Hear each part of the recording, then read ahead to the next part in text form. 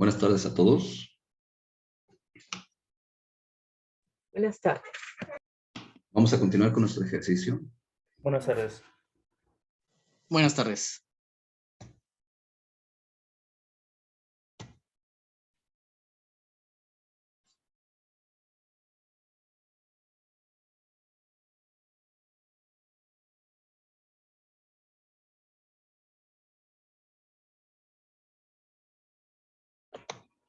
Sí.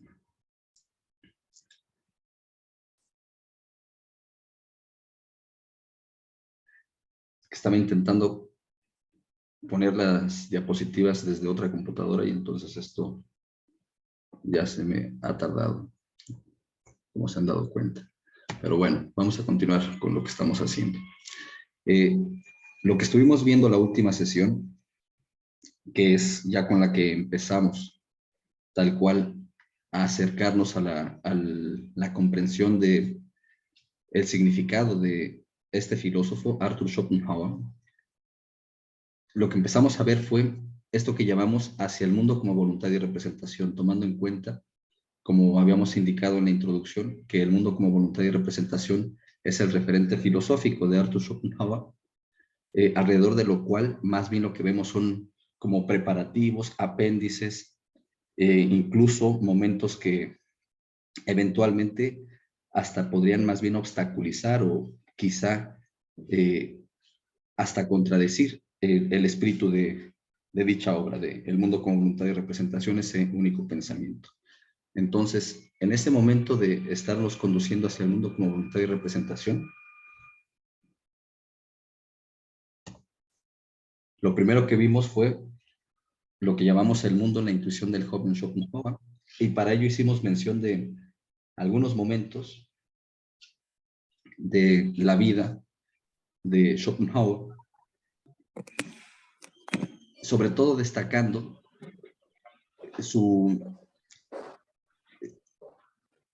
la oportunidad de tener este conocimiento tan amplio, digamos, de las ciudades, de las costumbres de los distintos pueblos de Europa, dados por las circunstancias del comercio en el cual se encontraba inmerso su padre, y también los viajes que se pudieron dar. Sí.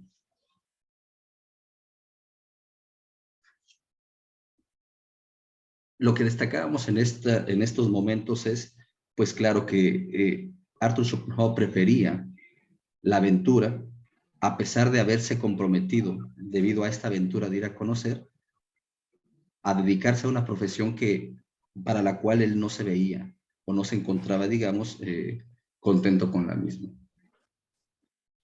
Y una de las circunstancias que mencionamos fue la muerte del padre de Arthur Schopenhauer, lo cual, al regreso de el segundo viaje, lo cual le sumió en cavilaciones, en situaciones tortuosas, y todavía más se sumó a esto, como él nos indicaba en su currículum, el tener que dedicarse a cumplir la promesa que le había hecho a su padre, hasta que eventualmente su madre, Johanna Schopenhauer, le libera de esto, acuerda con él que puede comenzar el estudio de las lenguas antiguas, y el estudio tal cual del gimnasio, o más bien de lo que se tendría que estudiar en el gimnasio para poderse conducir hacia la universidad. Bueno. En la universidad comenzó a estudiar Arthur Schopenhauer medicina, tras lo cual más bien se empezó a orientar hacia las materias filosóficas. Se cambió de universidad, se fue hacia la Universidad de Berlín por el prestigio que ésta tenía, en la cual él mismo comenta, pues, su paso por las aulas de diversos pensadores, de diversos autores reconocidos, como es la Yamaha o Fichte. Hasta llegar al momento en el que para graduarse, o más bien para obtener el título de doctor que él decía muy necesario por aquel entonces, para lo cual él se concentra en la investigación de lo que considera el principio central del problema del conocimiento, que es el principio de razón suficiente. Esta tesis, que aparece como su primera obra, destacaba en un primer momento el descuido de los filósofos, que tenía que ver con, precisamente, que han desatendido la especificidad del principio de razón suficiente y a lo más se han quedado en dos de sus formas, cuando Arthur Schopenhauer destaca cuatro.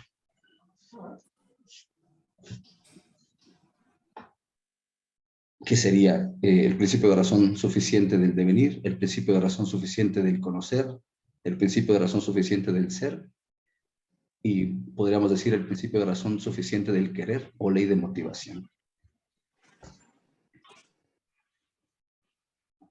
Todo ello lo concentra en lo que considera la raíz del principio de razón suficiente, que es la conciencia.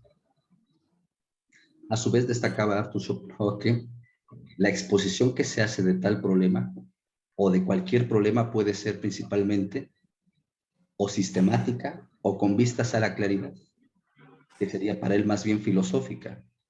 La atención con vistas a la claridad, puesto que para él sería seguir el método indicado por Aristóteles de partir de lo más conocido para nosotros hasta llegar a lo más conocido en sí. De ahí que el orden de exposición que él elige de estos modos del principio de razón suficiente sea el de la claridad y no el de la sistematicidad. Es decir, comienza exponiendo lo que sería el momento empírico, el principio de razón suficiente del devenir, puesto que es, digamos, lo que estamos a señalar como lo inmediato, y no se acabaron las hojas lo que ahí. correspondería, digamos, en orden al conocimiento de la cosa misma, que sería lo ontológico, por ejemplo.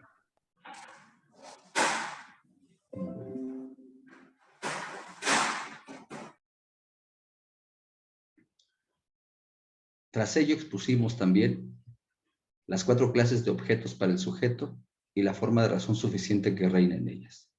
Y ahí nos habíamos quedado hacia el final de esta exposición. Y estábamos por entrar a lo que Arthur Schopenhauer subraya como sus consideraciones generales y resultados de este tratado. No sé si tengan alguna pregunta, algún comentario, alguna consideración que quieran comunicar respecto a esto, dado que hacia el final de la sesión anterior nos habíamos quedado también con algunas cuestiones, con algunas preguntas. Si es así, pues les doy la palabra, si no continúo.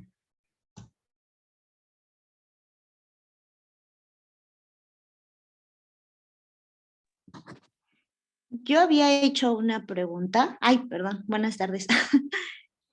La sesión pasada, pero volví a releer, entonces ya no era tanto como una cuestión, era más una confusión. Entonces, más que nada en lo que se entiende por ciencia, ¿no? Estaba olvidando la parte que es como un fundamento, ¿no? Lo que viene en la cuádruple raíz del principio de razón suficiente nos dice que obedece a esta propuesta, obedece a este principio, ¿no? Y yo lo estaba confundiendo como lo plantea Husserl, una ciencia cuya reivindicación es de la lógica, que no debe de obedecer a demás ciencias, pero más que nada era una confusión. Pero pues releyendo, creo que ya disipé.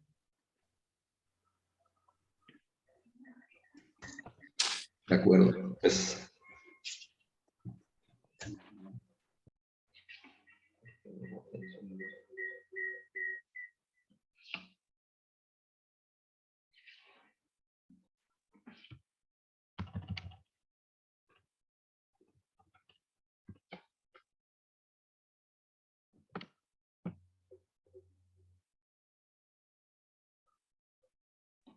bueno.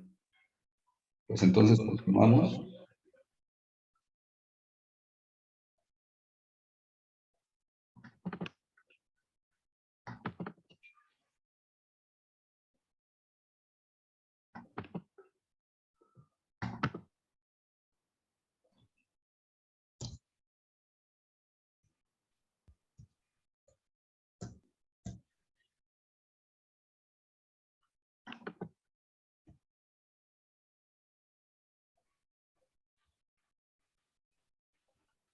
Sí.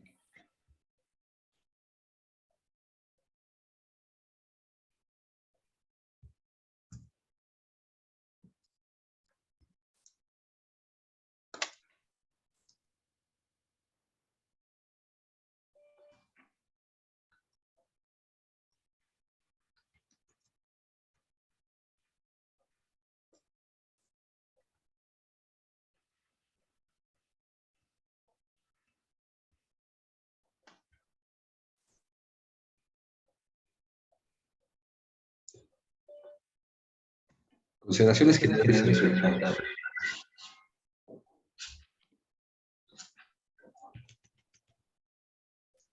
Por último, Schopenhauer señala una serie de consideraciones generales y resultados respecto al tratamiento dado a la exposición de este cuadro permanente de nuestra conciencia cognitiva. Esto es, de los modos de la cognoscibilidad señalados en cuatro facultades subjetivas significados por el principio de razón suficiente. La primera de estas consideraciones es la relativa al orden sistemático de la exposición de las cuatro clases de objetos. Pues Schopenhauer la llevó a cabo más bien bajo el criterio de la claridad que bajo el de la sistematicidad, que es algo en lo que hemos estado insistiendo. Sobre todo hemos estado insistiendo porque también nos aclaran un poco del significado del mundo como voluntad y representación, en tanto que exposición hecha bajo el ideal de la claridad respecto de las obras que posteriormente ofrecen en relación a este único pensamiento, las cuales más bien están obedeciendo generalmente el criterio de la sistematicidad. Bueno, la segunda es la que tiene que ver con la relación del tiempo entre razón y consecuencia.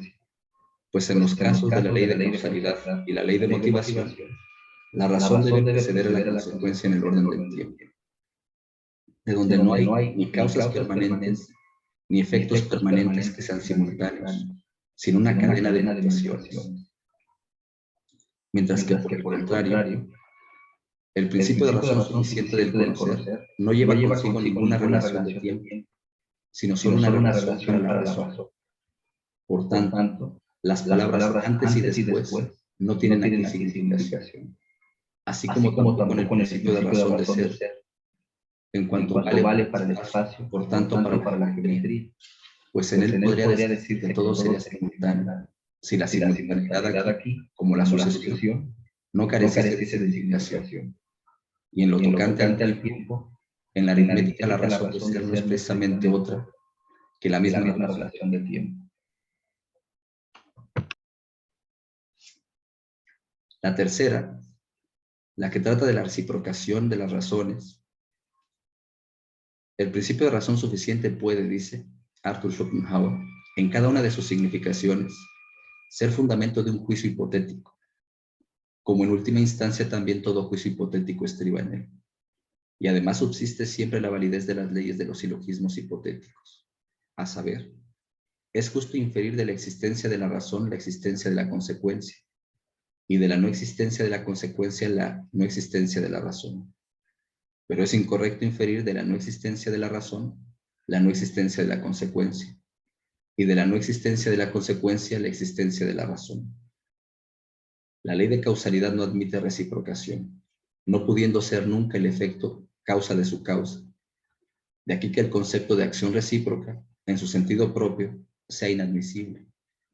Una reciprocación, según el principio de razón del conocer, solo podría tener lugar en conceptos intercambiables, pues las esferas de estos se cubren mutuamente. Fuera de este caso, la reciprocidad conduce a círculos viciosos.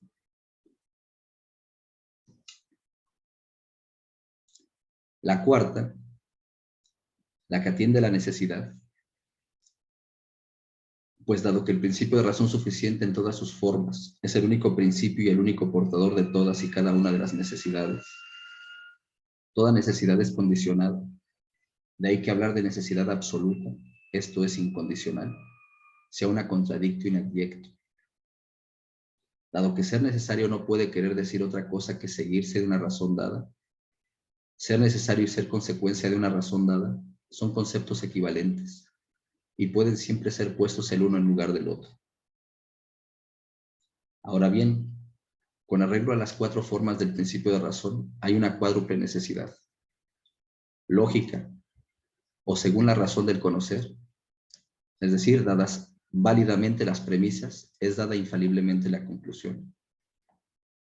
2. Física, o según la ley de causalidad, apareciendo la causa no puede faltar el efecto. 3. Matemática, o según la razón de ser, toda relación expresada por un teorema geométrico verdadero es tal como ese teorema lo enuncia, y todo cálculo justo es irrefutable. 4. Moral, o en virtud de la cual todo hombre y también todo animal, tras la aparición de un motivo, tiene que ejecutar la acción que únicamente es conforme al carácter innato e inmutable de ese hombre o animal. Y esto de un modo tan indefectible como cualquier otro efecto sigue a su causa.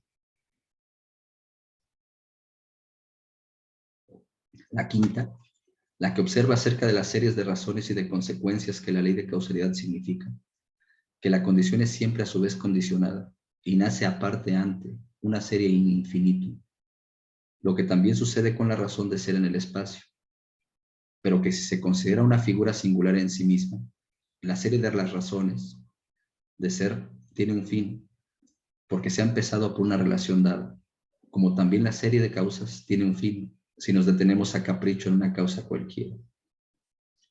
La serie de las razones de ser en el tiempo tiene una extensión infinita, tanto aparte ante como aparte post, siendo así que cada momento es condicionado por el anterior y trae necesariamente al siguiente, por lo que el tiempo no puede tener principio ni fin. Al contrario, la serie de las razones de conocer, esto es una serie de juicios, cada uno de los cuales confiere verdad lógica al otro, termina siempre en alguna parte, a saber, o en una verdad empírica, o en una verdad trascendental, o en una verdad metalógica. Respecto de los motivos, en verdad se dan series, en cuanto la resolución para conseguir un fin es motivo de la resolución referente a toda una serie de medios. Sin embargo, estas series terminan siempre aparte priori, en una representación de las 2 primeras clases, en la cual reside el motivo que ha podido originalmente poner en movimiento esta voluntad individual. La serie de motivos en cuanto tales encuentra su término en tal motivo último y pasa a la serie de causas o a la serie de razones de conocimiento, según su último miembro sea un objeto real o sea un mero concepto. La sexta consideración es que cada forma del principio de razón suficiente es el hilo conductor de diferentes tipos de las diferentes ciencias. Por último, destaca Schopenhauer 2 resultados principales de esta cuádruple raíz del principio de razón suficiente, que son, el primero, que de acuerdo con la ley de especificidad y la de homogeneidad, hay 4 clases de objetos que sin embargo coinciden en una expresión común y nacen también de una y la misma constitución primitiva de nuestra total facultad cognoscitiva, como de su raíz común, por lo que esta raíz puede ser considerada como el más íntimo germen de toda dependencia, relatividad, inestabilidad y finitud de los objetos de nuestra conciencia, limitada sensibilidad, entendimiento y razón, sujeto y objeto. Que el sentido general del principio de razón se reduce a que siempre y en todas partes, cada cosa solo puede ser en virtud de otra, que el principio de razón en todas sus formas es a priori, esto es, radica en nuestro intelecto, de ahí que no sea lícito aplicarlo al conjunto de todas las cosas existentes, esto es, al mundo, con inclusión de este intelecto en el que el mundo existe. No puede decirse, por tanto, el mundo y todas las cosas que hay en él existen en virtud de otra cosa. Escribe Schopenhauer: si he llegado a la deducción de tan importante resultado por medio del presente tratado, creo que debiera exigirse a todo filósofo que en sus especulaciones construya algún razonamiento apoyado sobre el principio de razón suficiente, o hable en general de una razón, que determine a qué clase de razón se refiere. En efecto, aunque pudiera creerse que siempre que se habla de una razón, esta se evidencia de suyo y ninguna confusión es posible, hay sin embargo sobrados ejemplos en los que o se confunden las expresiones razón y causa, son usadas sin distinción, o se habla en general de razón y razonado, principio y principiado, condición y condicionado, sin ceñirse a una mayor determinación. Escribe Schopenhauer. Quizá porque se tiene conciencia en secreto de que se hace uso injustificado de estos conceptos. Así habla el mismo Kant de la cosa en sí como razón del fenómeno, que desde Kant los conceptos de razón y consecuencia, principio y principiado, etc., son usados de un modo aún mucho más indeterminado y enteramente trascendente. Lo sabe todo el que conoce los escritos filosóficos recientes. El segundo resultado constituye su objeción contra el uso indeterminado de la palabra razón, y con él, del principio de razón suficiente en general, y está estrictamente ligado al primero. Aunque las 4 leyes de nuestra facultad cognoscitiva nos dicen, cuya expresión comunitaria es el principio de razón suficiente, por su carácter común y porque todos los objetos del sujeto se hayan repartido entre ellas, se manifiestan como opuestas por una constitución originaria y por la íntima peculiaridad de la facultad cognitiva, facultad que aparece como sensibilidad de entendimiento y razón. De modo que si se imaginase que pudiera surgir una nueva quinta clase de objetos, entonces también se podría presuponer que en ella el principio de razón suficiente se presentaría en una nueva forma. Con todo eso, no podemos hablar de una razón a secas, y no hay una razón en general. Toda razón debe pertenecer a una de las 4 especies posibles de razones que han sido indicadas, puesto que no tenemos sino 4 especies de objetos y procedimientos. Y de acuerdo con esto, toda razón debe valer dentro de una de las 4 indicadas clases posibles de objetos de nuestra facultad representativa. Por consiguiente, el uso de esta razón supone ya acomodada una de esas posibles clases juntamente con esa facultad, esto es, con el mundo todo, y se mantiene dentro de estos límites. Pero ninguna razón vale fuera de una de estas clases posibles, o absolutamente fuera de todos los objetos. Si alguien pensara en lo contrario, y creyera que razón en general es otra cosa que el concepto sacado de las 4 especies de razones y expresiones que tienen en común, podríamos renovar la disputa entre realistas y nominalistas. Y en el caso presente, yo tendría que colocarme al lado de estos últimos.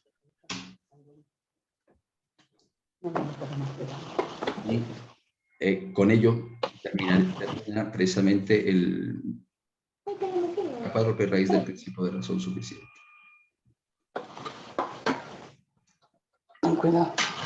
¿Y acaso tienen alguna duda, algún comentario, alguna pregunta que hacer sobre esta obra ya que hemos llegado a este momento? Pues podemos hacerlo, si no pasamos a la siguiente obra que tenemos que considerar en nuestro camino. El significado es sobre la visión y los colores.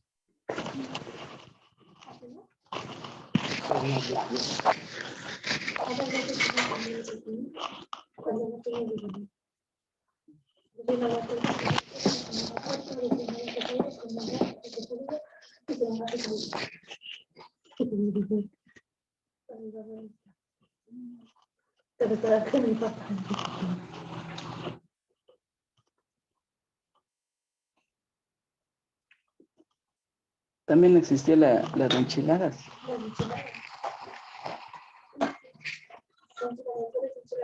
Profesor, nada más para los compañeros que apaguen micrófonos porque a veces no se escucha lo que usted está diciendo. Gracias. Muchas gracias, Eda.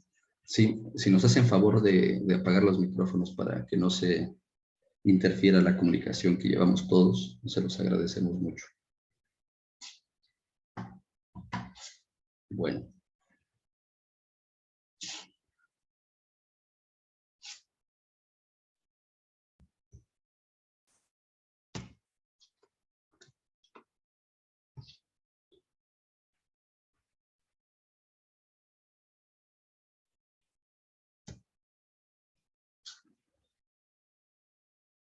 Sí.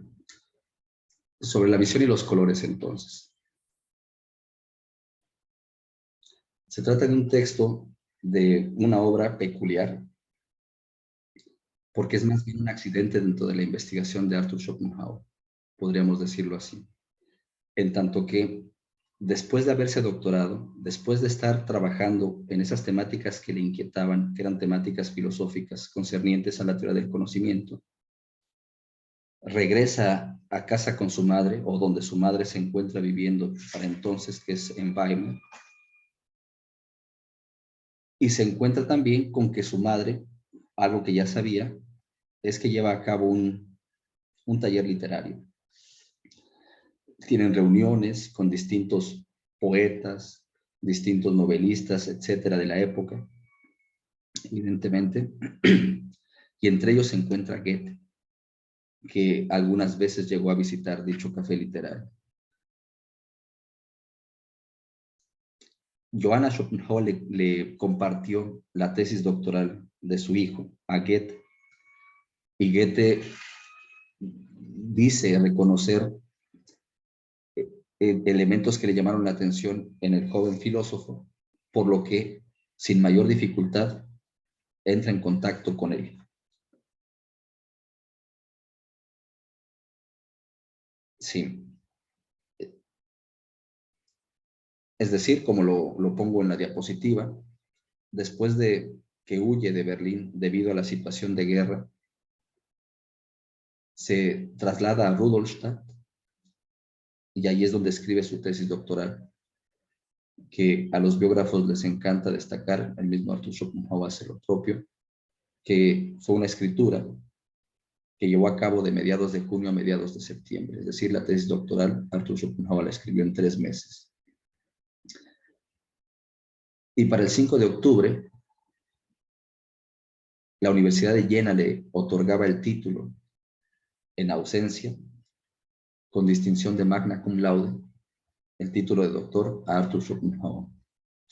Destacábamos que solamente hay dos títulos en ausencia que otorgó esta universidad a filósofos, y uno de ellos es Schopenhauer y el otro es Karl Marx. En esa misma ciudad de Rudolstadt publica Arthur Schopenhauer 500 copias con el Hofbuch, bueno, con la librería, sí, es que el nombre es así, Hofbuch und Kunsthandbuch de Rudolstadt. El 5 de noviembre llega a Weimar y comienza entonces ahora sí el trabajo con Goethe, la relación con Goethe y con lo que Goethe había publicado en 1810, que era su Farbenlehre, su doctrina del color. De ahí, de ese encuentro a finales de 1814, se va a intensificar la comunicación con Goethe, sobre todo epistolarmente, durante el 1815, y a mediados de 1815 es más bien insistencia de Arthur Schopenhauer porque Goethe le devuelva los comentarios, las observaciones sobre todo lo que le está solicitando, que es su protección, su autoridad para darle publicidad a su obra, a este pequeño tratadito sobre la visión y los colores. Debido a ello es que va a aparecer hasta 1816 ese tratado que ya estaba escrito con anterioridad. Ese tratado tiene importancia, como se destaca en el mismo, tanto para la filosofía como para la ciencia. Principalmente es un trabajo científico, pero para la filosofía lo que importa es que en la primera parte, una especie de apéndice con el que introduce es la descripción resumida de la cognoscibilidad, es decir, la teoría del conocimiento. Y para la ciencia, pues en tanto que dicha descripción encuentra claridad, la explicación general del asunto específico de los colores, en tanto que fenómeno del ojo estimulado por la luz. Además, me parece importante para el estudio de la filosofía de Arthur Schopenhauer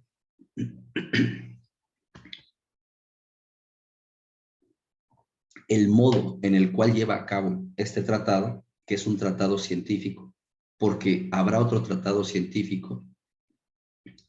Es decir, la relación de Arthur Schopenhauer con la ciencia me parece a mí que puede distinguirse de 4 maneras. Vista la ciencia como algo externo, vista la ciencia como algo interno, vista la ciencia en general y visto a la ciencia de manera específica. En general como principio de razón suficiente, de manera específica como aplicación de cada uno de estos modos del principio de razón suficiente a un ámbito objetivo.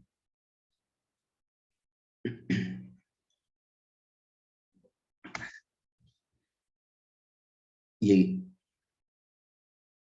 los tratados o los textos donde Arthur Schopenhauer se concentra en la ciencia de manera interna, sin más, serían sobre la visión y los colores y los dos problemas fundamentales de la ética, sobre todo el fundamento de la moral. Y tienen una estructura semejante también. Un aspecto crítico a lo que los filósofos han hecho al respecto, una parte propositiva y sobre todo hay un apéndice que acompaña al fundamento de la moral, que es la explicación metafísica para que se complemente la explicación ética. Aquí pasa de manera semejante. La explicación científica es insuficiente si no tenemos en consideración la comprensión gnoseológica que le acompaña. Me parece que esa estructura es también lo que podríamos rescatar de interés en dicha obra. En fin, que hacia el final de la relación epistolar entre Schopenhauer y Goethe dirá que esa frase que pongo en la parte de hasta abajo, cuando le envía en 1818 la noticia de El mundo como voluntad y representación, es decir, la noticia que ha sido publicada aquella obra, y le dice: leeré desde luego con todo interés la obra que me anuncia. Si tanto trabajo nos tomamos para saber cómo pensaron nuestros antepasados, ¿cómo no ocuparse con la misma dedicación de nuestros valiosos contemporáneos? Bueno.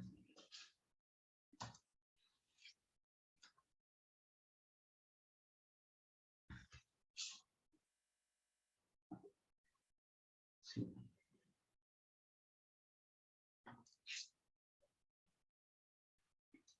Goethe y Schopenhauer.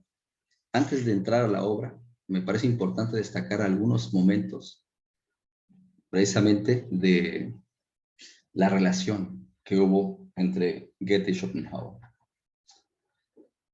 Sobre todo porque para los fines que perseguimos en la interpretación de nuestro curso, Schopenhauer versus Schopenhauer, aquí vemos tendencias de Schopenhauer a buscar hacer grupo para confrontar, para disputar, para decidir frente a otras apuestas de la verdad, la que ellos erigen como estandarte de la misma. Sobre todo también destaca un tono, me podría parecer, a pesar de que él se destaca como apátrida, también nacionalista, puesto que destaca el papel que tiene Kant, la importancia que, por tanto, en filosofía tiene Alemania frente a Francia y frente a Inglaterra. También en esta correspondencia destaca Arthur Schopenhauer de manera análoga a lo que va a ser eventualmente el mundo como unidad de representación, que se trata de un único pensamiento. Sobre la visión de los colores también aparece como un único pensamiento, como una sola comprensión, menciona el filósofo, y también porque allí, en esta correspondencia, encontramos valoraciones sobre el significado de la ciencia para él y de la poesía. Bueno, de lo que yo destaqué de esta correspondencia, que pongo allí algunas referencias.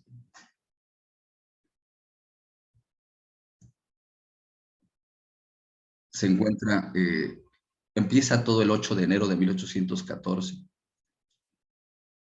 en que Goethe le escribe por primera vez, cito, al distinguido señor doctor Schopenhauer, para que vaya a verlo media hora antes de lo acordado, a fin de poder aprovechar la primera y mejor claridad de los rayos del sol. El 13 de enero de 1814, Schopenhauer le escribe a Goethe que quiere devolverle personalmente a su excelencia, que es el título con el que se va a dirigir a él a lo largo de toda su correspondencia, a su excelencia el magnífico manuscrito solicitado, y contarle cómo le había ido desde aquella mañana tan instructiva con la recién comenzada teoría de los colores. Pasa más de medio año, y en julio de 1815 Schopenhauer había redactado ya una teoría al respecto, y le escribe a Goethe para enviársela y pedirle que se la apadrine. Esa carta se encuentra perdida. Pero el 3 de septiembre de 1815 le escribe, le insiste de nuevo. Su excelencia habrá recibido con seguridad mi manuscrito sobre la visión y los colores, que hace ahora 8 semanas le envié junto a mi carta. Su excelencia aún no se ha dignado a concederme el honor de una respuesta, lo cual yo principalmente me explico, pensando que los maravillosos entornos de sus constantes y variados viajes y el trato con gobernantes, diplomáticos y militares, lo tienen a usted demasiado ocupado y absorben toda su atención. De modo que mi escrito, en cambio, no podrá sino parecerle algo muy insignificante. Pero la intención con la que envié el escrito a su excelencia, de modo que no me impone el deber de someterme a todas las condiciones, las cuales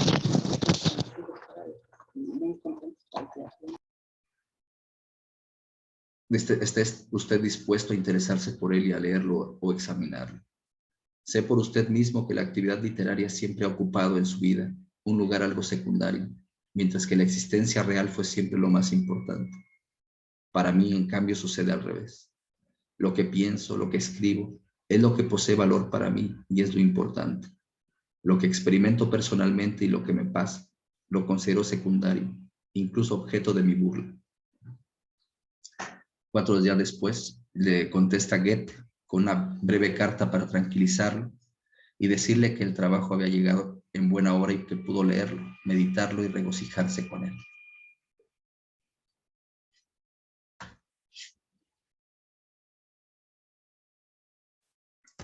El 16 de septiembre, Schopenhauer le agradece su benévola misiva y que con ella lo tranquilice provisionalmente, y añade una prueba experimental de la formación del blanco a partir de no importa qué pareja de colores. Prueba que, a decir de él mismo, constituye la verificación matemática de su teoría, lo que sin embargo, añade el filósofo, no cuadra ni en la teoría newtoniana ni en la vuestra. Es decir, los elementos de distinción son insistentes. El 23 de octubre, Goethe le comunica que examinó su ensayo y su primera y segunda carta con gran placer, y le escribe: me sitúo en su lugar, y entonces no tengo por menos que alabar y admirar cómo un individuo que piensa por sí mismo se ocupa tan sincera y honradamente de ciertas preguntas, y cómo mantiene limpiamente ante los ojos eso que a ellas atañe mientras intenta responderlo desde su propio interior. Es más, desde el interior de la humanidad. Y respecto al contenido de la obra le dice: si ahora lo abstraigo de su personalidad y trato de hacer mío lo que a usted pertenece, encuentro muchas cosas que yo expresaría gustoso desde algunos de mis puntos de vista en términos semejantes. Mas si llego a aquello en lo que usted difiere de mí, siento demasiado bien que soy ajeno a ese particular hasta tal punto que me parece difícil. Más aún me resulta imposible tener en cuenta una contradicción, superarla o acostumbrarme a ella. De ahí que no me permita tocar ese punto de discordia. Goethe le propone enviar el manuscrito al doctor Seebeck. Le dice este meticuloso y concienzudo observador que no ha dejado nunca de estudiar estos fenómenos y ha hecho de ellos su ocupación principal. Y termina la carta Goethe tomando distancia de la propuesta de Schopenhauer de enfrentar a los adversarios teóricos de la teoría del color. Dice Goethe: a pesar de tanto como el asunto habría de ganar con esto y de tanta alegría como me produciría vivir, lo que a otros solo se les reserva para después de su fallecimiento, me exigiría un gran esfuerzo, sin embargo, en mi situación actual, un ímpetu poderoso, volver a adentrarme en esa tan querida y hollada región. Es más, casi no pude complacer a mi amigo cuando solicitó de mí algunos datos acerca del desarrollo de los puntos principales. De ahí que mi mayor deseo sería que ustedes dos se aproximasen y que trabajasen juntos hasta que yo pueda retornar felizmente de mis maravillosos viajes espirituales a las armoniosas y cromáticas regiones. A usted dejo la decisión. Quede usted seguro de mi simpatía. Schopenhauer le responde el 11 de noviembre. Su carta contiene el elogio de mi trabajo, y este aplauso suyo sobrepasa en mi estimación el de cualquier otra persona. pero agrega criticando sutilmente a Goethe por su indiferencia teorética y recriminándole que no haya accedido a su solicitud, acusándole más de amor propio que de amor por la verdad. Pues la teoría del color de Schopenhauer se quiere, dice él, un solo pensamiento indivisible, esto es, un único pensamiento. Literalmente lo que pone es, mi teoría es el desarrollo de un solo pensamiento indivisible, que o bien es enteramente falso o bien es enteramente verdadero. Se asemeja a una bóveda de la que no puede extraerse una sola piedra sin que se venga abajo. Mientras que le escribe, la obra de usted, en cambio, es la compilación sistemática de numerosos hechos diversos. Anteriormente, a causa de la falsa teoría de Newton, en parte adulterados, en parte ocultos. De ahí que sea sumamente fácil que haya podido deslizarse en ella algún pequeño error, que con idéntica facilidad puede subsanarse sin que sufra el conjunto. Pues por fuerza yace el error en mi obra o en la de usted. Y le interpela. Estoy convencido de que su excelencia no habrá dirigido sus elogios tal como ahora lo ha hecho, con un cierto reparo, y no precisamente a mi persona, sino a mi obra, si mi escrito no contradijese en sus resultados y su significado algunas cuestiones secundarias de su teoría de los colores. Su carta me ha privado de una esperanza que, a pesar de todo, había comenzado a instalarse poco a poco en mi interior. La esperanza de que usted satisfaría el deseo que ya le di a conocer en mi primera carta.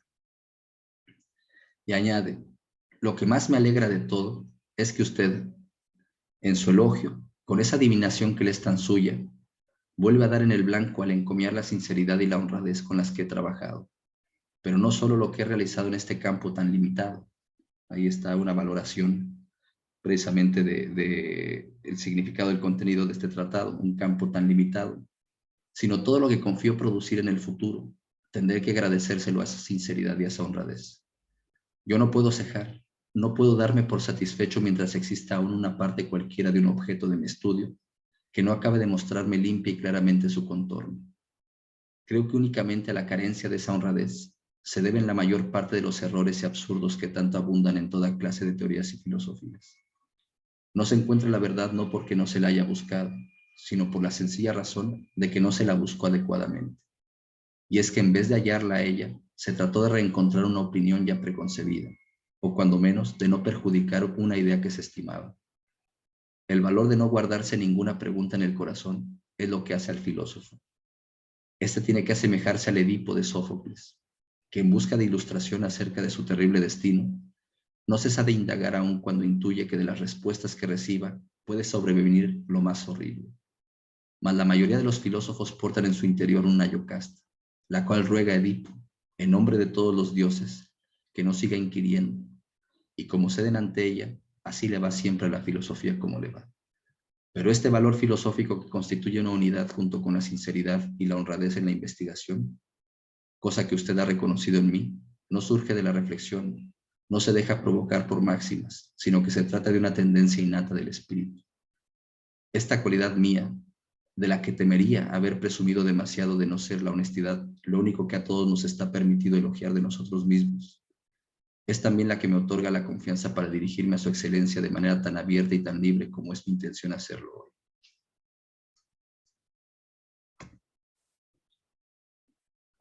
Destaca en la carta, que es una carta muy extensa, las contradicciones que hay entre ellos. Son 3. La producción del color blanco. Dice él, estos señores siguen una senda absolutamente equivocada desde el momento en que se empeñan en buscar con Newton los colores en la luz y no en el. Es precisamente así como se equivocaron todos los filósofos anteriores a Kant, ya que establecieron el tiempo, el espacio y la causalidad como independientes del sujeto, y a continuación buscaban el principio, el fin, el origen y el propósito del mundo, incluido el sujeto. Solo la exposición fisiológica, 2, y no la física es polar. Y dice, recuerdo muy bien que ya expliqué esto a su excelencia de viva voz en Weimar, y que, de una manera harto liberal, me repuso, escriba usted una obra en 2 gruesos tomos sin que haya que corregir algo en ella. Es lo que le está diciendo que aquí presenta, pero que no requiere esa extensión que sí le llevó a Goethe, donde el mismo Goethe reconocía que es prácticamente imposible no escribir una obra de esa extensión que no tenga errores. Y lo que él propone es que su obra no puede tener errores porque o es completamente verdadera o es completamente falsa. Y la tercera contradicción, pues, sería ya la formación del violeta, que considera él una cuestión secundaria e insignificante. Y vuelve a insistir en la unicidad de su teoría, que es el verdadero mérito que reconoce, dice él, lo profesionalmente necesario del trabajo de Goethe. Dice él, quien abre un nuevo campo en el camino empírico de la ciencia, encuentra una gran cantidad de hechos y a continuación los expone según sus relaciones inmediatas. Puede compararse a aquel que descubre una nueva tierra y traza los primeros esbozos de un plano. El teórico, empero, se asemeja a uno de tantos que, guiados por aquel, llegaron allí, y que escala una enorme montaña desde cuya cima abarca enteramente de un vistazo la nueva tierra. El hecho de que llegara a la cima es su mérito, pero que desde lo alto vea cómo cuantos abajo deambulan equivocan el camino más próximo, que determine con exactitud las confluencias de los montes, ríos, bosques, todo esto no es ahora ya sino un juego de niños. Sé con absoluta certeza que yo he formulado la primera y verdadera teoría de los colores, la primera hasta donde llega la historia de las ciencias. También sé que un día dicha teoría será aceptada universalmente y que se enseñará a los niños en las escuelas, ya sea asociando mi nombre al honor de su descubrimiento, o el nombre de algún otro que también descubrió la misma teoría o que me la robó. Sin embargo, también sé con idéntica certeza que jamás hubiera podido descubrirla sin el grandísimo y precedente mérito de su excelencia. Al fin y al cabo no soy más que el defensor de su excelencia, por eso espero también poder ostentar sus estandartes. Incluso he aumentado intencionadamente las pocas divergencias que me separan de usted, para que nadie crea advertir en mí una ciega dependencia y parcialidad. Mi teoría se relaciona con la obra de su excelencia, tanto como el fruto con el árbol. Y he aquí que mi teoría servirá para proporcionar validez y aceptación a su obra sobre los colores. No obstante, a cambio de la teoría de Newton que su obra derriba, no proporciona a usted otra nueva. La popularidad de mi teoría provocará el derrumbamiento de la de Newton. Me parece que claramente se ve en lo que acabamos de leer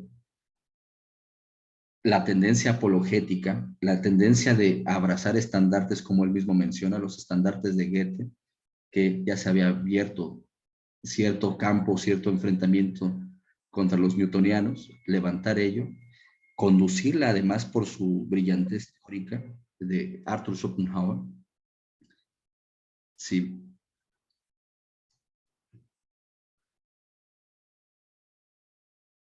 Era aquí. Sí. Y buscar precisamente imponerla o ponerla, establecerla como la nueva verdad que la sociedad ha de recoger. Por eso dice, incluso los niños van a aprenderla en la escuela, sea que la asocien a mi nombre o a cualquier nombre, puesto que lo que sí es ineludible es que esa teoría es verdadera. Bueno.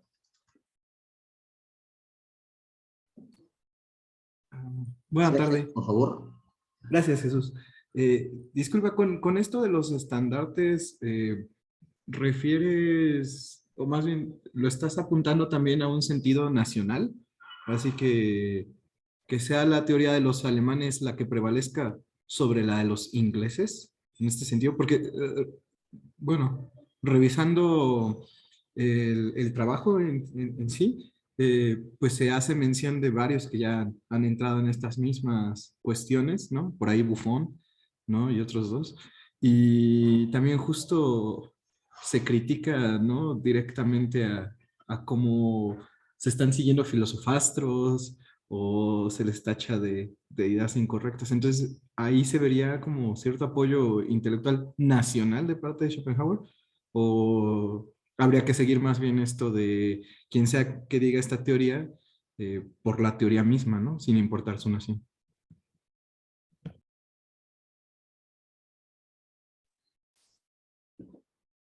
A mí me parece que sí es insistente destacar el mérito que tiene el filósofo de los alemanes, el filósofo que él reconoce, no solamente entre los alemanes, sino entre todos los pensadores de la modernidad, que es ese lugar que tiene Immanuel Kant.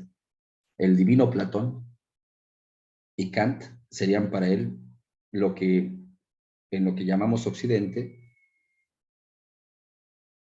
se darían las mejores ocurrencias o los mejores acercamientos a comprender la verdad, a explicarnos la verdad. Por eso es que insiste en el papel que tiene Kant y cómo hay resistencia a aceptar la teoría de Kant. Me cuesta trabajo aceptar o pensar que está él en estos tiempos pensando efectivamente en una cuestión más bien nacionalista, debido a que, como hemos señalado, él tiene cierto desprecio por las naciones o por los nacionalismos, sobre todo por el patriotismo, y él destaca incluso con orgullo ser una apátrida desde los 5 años. Además, en estos tiempos, 1813, 1814, 1815, que es cuando empieza todo este tipo de relación con Goethe y este estudio, sobre todo comenzando 1814, pues no podríamos decir, me parece a mí, que Alemania fuese una unidad política respecto de la cual pudiese defenderse precisamente un nacionalismo, sino por el contrario, lo que hay son todavía estos momentos de la invasión de Napoleón, no a Alemania, sino en todo caso a territorios alemanes o territorios germanos, que entre ellos también hay territorios prusianos, territorios bávaros, etcétera. Es decir, se divide mucho políticamente esta Alemania hasta que venga esta unidad que se le va a pretender dar, esta unificación alemana, que sobre todo va a ocurrir con Bismarck cuando someta Prusia a Alemania y de hecho también de alguna manera a Bavaria. No podría decir que antes habría tal cosa, pero más bien por el contrario, él está diciendo que son los estandartes de la verdad, las haya dado quienes las haya dado. Él destaca aquí el pasaje tal cual, lo que mencionaba es esto de, al fin y al cabo no soy más que el defensor, es decir, el apologeta de su excelencia. Por eso espero también poder ostentar sus estandartes, los estandartes de Goethe, con la reputación que tiene Goethe, con el reconocimiento que tiene Goethe, no solamente en alemán, o no solamente dentro de la lengua germana. Así como también él espera poder ostentar dichos estandartes de Kant, ya con Kant no tiene ninguna relación, puesto que Kant había muerto antes de que Arthur Schopenhauer comenzara sus estudios filosóficos, pero también se presentaría de manera semejante. Por ejemplo, cuando traduce la Crítica de la Razón Pura al inglés, lo hace precisamente porque él quiere ser o se reclama el auténtico continuador de esta obra y quien puede en un mundo inglés introducirla. Un mundo como el inglés que para los alemanes tendía a tener cierto lugar idealizado. No se nos olvide que se llama Arthur Schopenhauer por la internacionalidad del nombre y que la intención de sus padres, o sobre todo de su padre, es que naciera en Inglaterra.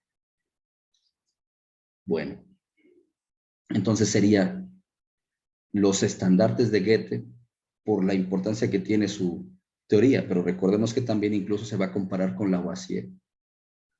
Respecto a lo que mencionabas de Buffon, etcétera, se va a comparar con Lavoisier, que lo que va a destacar es pues esa recopilación o estar sistematizando datos sin ofrecer teoría, que va a ser Lavoisier quien viene a ofrecer dicha teoría, y en ese sentido, por más datos que hubiese, no habría todavía ciencia, o todavía no habría, digamos, un conocimiento cabal hasta que no se nos ofrece una teoría.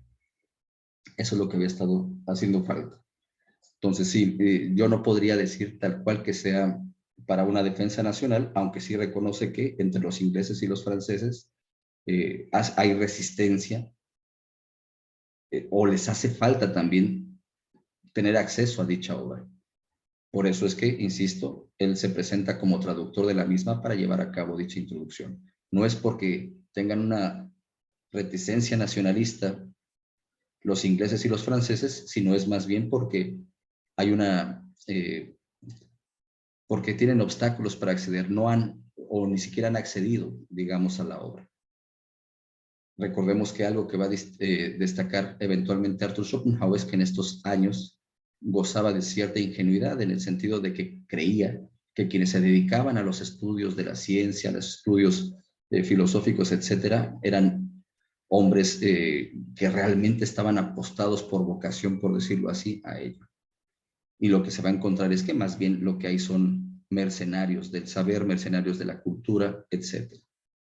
Entonces, por ahí me parece que iría más bien hasta este momento. Todavía no habría, aunque quizá en estos momentos podría haber más tendencia nacional.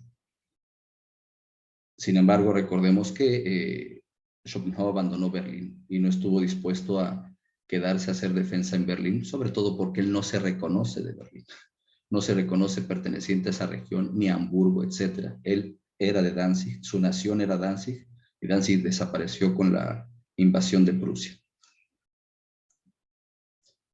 Claro, que justo fue la mención que se hizo hace un par de sesiones, ¿no? Con esto de la internacionalidad de Schopenhauer.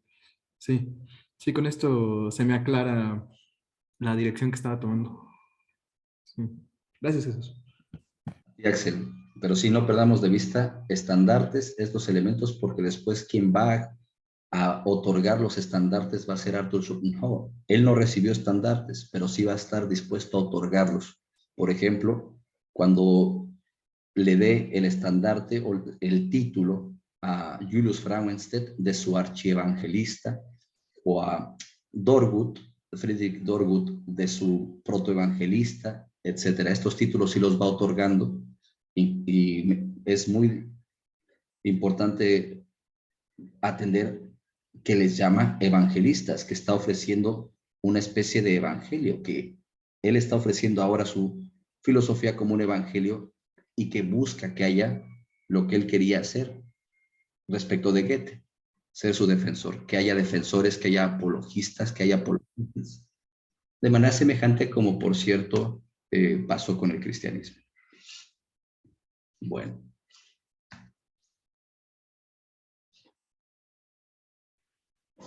Y le contesta Schopenhauer a Goethe respecto a lo que le propuso del doctor Seebeck. Lamento comunicarle no estar muy dispuesto a secundarlo. No veo a dónde podría conducirme, ya que el juicio de cualquier individuo tiene muy poco valor para mí. En lo que se refiere a su excelencia, la cosa es bien distinta. Pero usted no es un individuo cualquiera. Usted es único. Por lo demás, bien veo lo que el doctor Seebeck recibiría de mí. En tanto que, como yo, también él halló en vuestra teoría de los colores un trabajo preliminar y ha podido ocuparse de ella más tiempo y con más detenimiento que yo. Tan solo habría de ver en mi teoría aquella que él tendría que haber descubierto y no descubrió, lo cual no le hará la menor gracia. Por otra parte, no veo qué es lo que él habría de aportarme a mí a cambio, algunos experimentos aislados y prolija información sobre algunos contrincantes a quienes yo no doy valor alguno y que difícilmente me sería de alguna utilidad. Y le insiste que lo que necesita y desea es su autoridad. Aunque quizás se encuentre en la elevada región de la creación poética, desde donde las investigaciones científicas han de parecerle, con razón, demasiado insignificantes. Espera que su excelencia se sienta inducido a mirar de nuevo, dice él, a mi criaturita con benevolencia, y antes de que en última instancia la rechace, consiente en ser su padrino. El 16 de noviembre responde Goethe, asegurándole que nadie más ha visto el ensayo y que se le había expresado el deseo de ponerle en contacto con Seebeck. Era porque esperaba que su amigo se interesase por la parte fisiológica y por lo general y teórico del asunto. Así es que al respecto concluye Goethe. Ya que a usted no le parece bien, no insistiré más. Le declara su insuperable aversión a tomar parte abierta, por mínima que sea, en la actual disputa en torno a la teoría de los colores. Pero como cree hallarse en deuda con Schopenhauer y su trabajo, lo examina con gran atención porque le ha ampliado sus opiniones, pues exige considerar la teoría de la percepción en general. Respecto a lo que escribe Goethe, que quien se inclina a construir el mundo desde el sujeto, no negará la consideración de que dicho sujeto, en tanto que fenómeno, no es más que individuo, y de ahí que requiere una cierta porción de verdad y de error para mantener su carácter específico. Empero, nada separa más a los hombres que el hecho de que las funciones de ambos ingredientes se hallen mezcladas según muy diversas proporciones. Lo subrayé porque esto me parece que es algo que recordará Arthur Schopenhauer a tal punto que en el mundo como voluntad de representación, la clave que él encuentra para investigar el significado de la representación está precisamente dada en la identificación del sujeto con el individuo. Él dice, si el sujeto fuese alada cabeza de ángel sin cuerpo, la investigación pues parecería descabellada, puesto que siempre estaremos girando alrededor de objetos, viendo qué son los objetos. Sin embargo, no ocurre así, sino que más bien el sujeto es ya un objeto. Es decir, se encuentra identificado con un cuerpo como individuo. Y también, por otra parte, lo de la porción de verdad y de error para mantener su carácter específico, que es algo que él también distingue, las distintas proporciones que habría entre los individuos respecto de su especificidad, de la idea, por decirlo así, que le acompaña, cómo se encuentra en distinta proporción moralmente, por ejemplo, la maldad, la compasión, el egoísmo, o se encuentra en distinta proporción la genialidad, o la cientificidad, o como capacidades del hombre. También no olvidemos que el epígrafe que acompaña al mundo como voluntad de representación es de Goethe y dice, y si finalmente la naturaleza no se dejara sondear. Es decir, acompaña a Arthur Schopenhauer. Finalmente Goethe, como él va a decir, un Kant o un Goethe son los únicos que se encuentran a mi altura.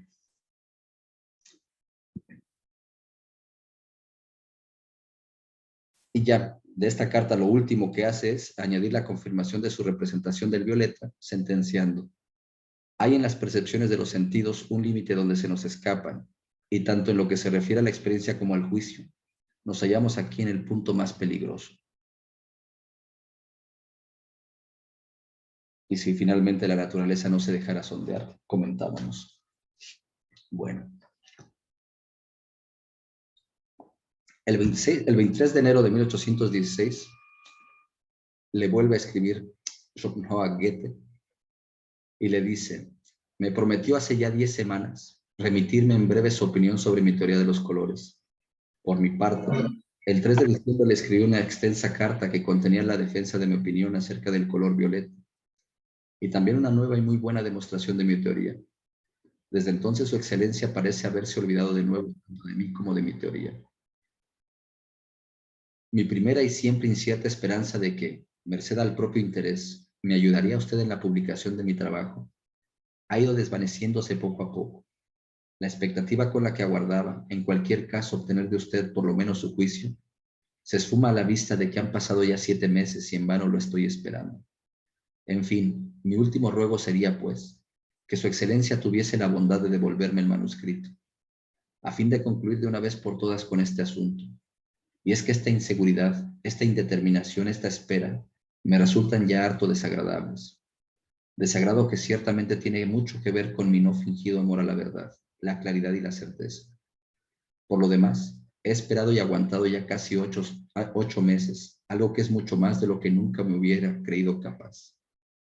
Dicho con toda franqueza, me resultaba imposible imaginar que su excelencia no fuese a reconocer la corrección de mi teoría, pues sé que la verdad ha hablado a través de mí en esta cosa tan pequeña, como un día habrá de hacerlo en cosas más grandes.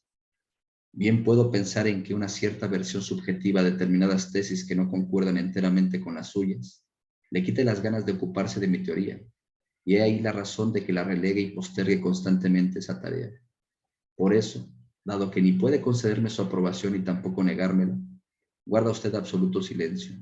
En el fondo me asombra que esto haya de ser así, sobre todo porque soy 1000 veces más su defensor que su enemigo.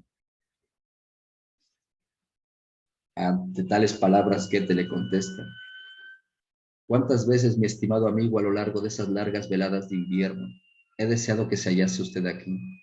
Pues en el caso que nos ocupa no es posible esperar ninguna información por escrito. Sitúo la teoría de los colores en medio de los dos, como tema principal de nuestra conversación. Y esta no tiene por qué ser siempre unánime, pero a fin de no dejarle a usted, dado sus hermosos y honestos esfuerzos, sin la prometida cooperación, me ocuparé durante 2 días en Jena, todo cuanto me fue posible, durante 2 días en Jena, todo cuanto me fue posible, en examinar qué es lo que desde hace 8 años se ha dicho, tanto aquí como en el extranjero, sobre los colores. Con esto quería yo fundamentar mi futura conversación con usted. Sin embargo, mi encomiable propósito produjo el efecto contrario del que yo deseaba, puesto que demasiado claramente advertí que los hombres podemos estar de acuerdo en cuanto a los objetos y sus fenómenos, pero que jamás llegaremos a estarlo en lo que respecta a los puntos de vista, la deducción o la explicación. Incluso ni siquiera aquellos que están de acuerdo en los principios, pues su aplicación práctica los vuelve a enfrentar enseguida. Y de la misma forma, demasiado claramente me percaté también de lo inútil que resulta nuestro esfuerzo de querer comprendernos mutuamente. La idea y la experiencia no coinciden jamás en el punto medio. Solo puede conciliárselas mediante el arte y la acción.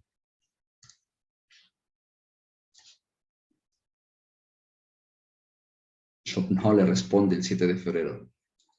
No puedo ocultarle que me ha dolido mucho no haber obtenido de usted ninguna cooperación seria, ni el menor asomo de interés, ni siquiera una réplica. La satisfacción de aquel mi primer ruego la esperé con mucha más confianza de la que dejé traslucir. Yo estaba seguro de hallar en usted una viva cooperación. Tan sanguíneas expectativas fueron extinguiéndose poco a poco, pero después de tanto tiempo, tras tantas cartas, que no haya podido llegar a saber su opinión, su juicio, nada más que un elogio vacilante y un callado rechazo al aplauso, sin atisbo alguno de razón o contraargumentación alguna. Esto fue mucho más de lo que yo hubiera podido temer, y muchísimo menos de lo que esperaba. Ha dado a la humanidad entera, a nuestros contemporáneos, a las generaciones futuras, tantas y tan grandes cosas, que todos y cada uno de nosotros, en esta deuda colectiva que la humanidad tiene para con usted, tenemos que denominarnos deudores. Hay que ser un Goethe o un Kant, ningún otro de los que miran al sol desde mi misma altura. Estoy convencido de que mi teoría es absolutamente verdadera, nueva, y en la medida en que el tema lo permite, importante. Estoy más ansioso que nunca de vindicar el descubrimiento con mi nombre. Por eso, hace poco decidí publicar el escrito para la próxima feria. Es casi como si tuviera que apelar a su aprobación, no a la de la absurda masa, sino al juicio del pensador único, al único hombre capaz de juzgar rectamente entre tantos millones de seres que se desparraman aquí y allá por los extensos intersticios del tiempo y el espacio, y que, por cierto, son aquellos a quienes denominamos posteridad. En efecto, la totalidad de esa posteridad es tan absurda como la contemporaneidad. Sé que esa chusma que ocupa cátedras y dirige revistas literarias no dejará de ladrar contra mí, pero desde que le envié a usted mi ensayo, he hecho tan nuevos y tan sólidos progresos en el desprecio humano que, en caso necesario, estoy preparado tanto en el obrar como en el pensar, a fin de no dar importancia alguna a la opinión de la masa humana. Es importante también esta referencia porque el mundo como voluntad de representación se va a presentar sin estos elementos confrontantes. Sobre todo como lo que veremos en las publicaciones posteriores, que va a haber una constante atención al significado de la filosofía en la universidad, al significado de los profesores de filosofía, al uso que estos hacen de la misma. Algo que, por cierto, de alguna manera ya está aquí esbozado en esto que le está mencionando a Goethe. Bueno.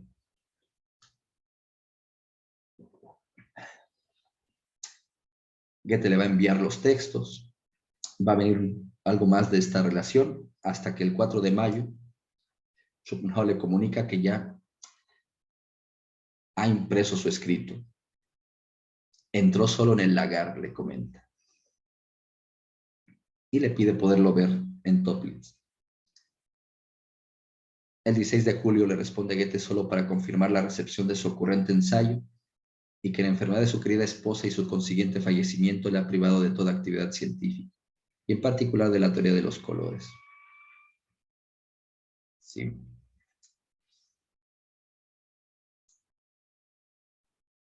Y algo que destaco de esta última carta que le escribe Goethe es con lo que termina, que le dice él: es fácil colegir de todo esto que el punto desde el que tanto usted como yo partimos prosigue vivamente su desarrollo, si bien en direcciones distintas. Ojalá que tampoco usted se canse de cultivar este hermoso campo, ni de seguir alimentando sus opiniones, a fin de que dentro de unos años nos topemos gozosos en el punto medio del que ambos partimos. Al fin y al cabo, dice, nosotros nos inspiramos en la más excelsa antigüedad, y esa ventaja no va a quitárnosla nadie. Envío noticias suyas de vez en cuando.